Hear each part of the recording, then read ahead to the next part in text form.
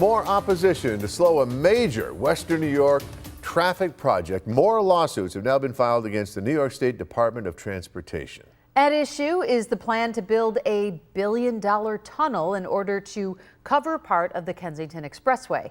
2 on Your Side's Nate Benson got a copy of the new lawsuits, and he joins us with what he's learned. Nate? Yeah, Scott and Mary Alice, the main focus of these new lawsuits is to force the DOT to conduct an in-depth environmental impact study of the tunnel project. In February, Governor Hochul was enthusiastic, and in an auditorium full of supporters, she said, "Full steam ahead, and we're going to start construction later this year."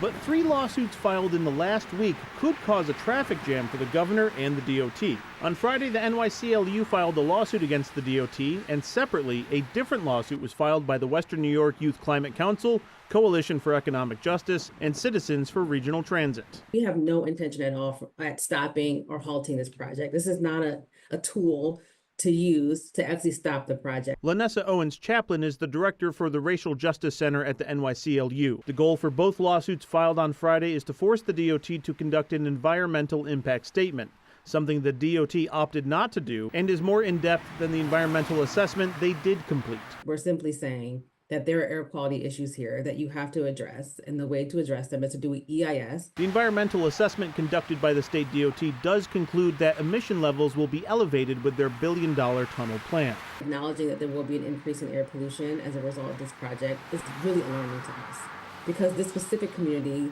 the Humboldt Park neighborhood, they already have some of the highest rates of air pollution in Erie County. So just simply shrug off the fact that they're going to have increased air pollution is just not acceptable for us. During her rollout of the project in February, Governor Hochul addressed how Western New York has a history of projects dying on the vine, so to speak, because of additional studies. It's paralysis by analysis, right? You can study everything to death. If they would have done an EIS, we wouldn't be in this position, right? We wouldn't have to file a lawsuit.